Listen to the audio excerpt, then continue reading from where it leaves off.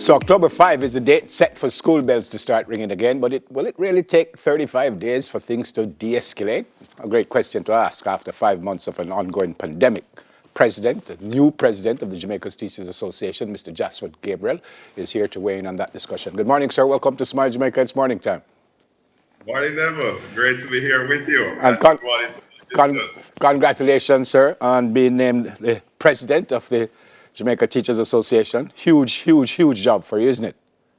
Thank you. Awesome responsibility, but up to the challenge with God. What would you bring to the table, sir? Well, Neville, what a time to be representing the education system. So the theme we are looking on for this conference here, and we had contemplated this theme prior to the COVID-19, is promoting digital transformation and positive values and attitudes. These are imperatives for redefining 21st century education. And so we're looking on the whole idea of reinstilling positive values and attitudes. We think it's almost a lost virtue. We look at the moral fiber in our society, and it's really tearing with an agonizing sound. And of course, I don't need to explain further about the digital divide that exists in the society and how quickly we need to move towards a digital society. So we are on to those. Yeah. Your past president, Mr. Speed, said that since the pandemic or since school stopped in March, he said, and I think he said only 30% of the students would have had online learning. I went as far to say, even if you put it the other way around and say 30% are the only ones who didn't get online, how do you get them back together when school starts, if and when that happens? That's a question that we all are grappling with right now. And the truth is, we may as well condition our minds and be ready for online instruction. We see what's happening in terms of the trend with the COVID-19 pandemic. And so the face-to-face instruction may not be anything that will happen anytime soon.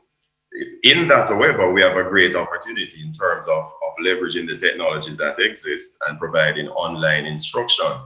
And so very quickly, there are three things that must be happening simultaneously. One of them is the ongoing training of our teachers. And I must commend all the teachers and administrators across Jamaica. They have been doing the training, improving their skills as far as managing the different platforms are concerned. And so that is going well. I want to give thanks to the ministry through the Jamaica Teaching Council. Alongside with that, we have to make sure that all our students and teachers have the requisite technologies, tablets or laptops, whatever it is, so that they can access the curriculum. And then the big one, most importantly, we must ensure that we have broadband internet right across the country, not just in the urban parts, but right across the country, so that access to education, is as equitable as possible. And so those are three things that are priorities right now. But if Mr. Speed's comment is even close to being correct, sir, I don't think you addressed that part, that say I didn't have online learning and my brother did. He's way up here, I'm down here. How do you get me back level with the ones who did have online teaching and learning?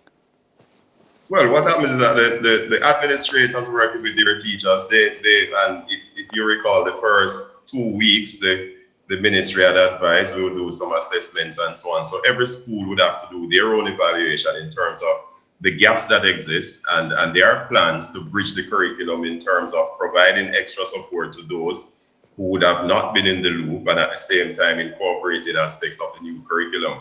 And so much of what is going on now is work to ensure that we can actually bridge the gap that existed through offering the additional support that is necessary.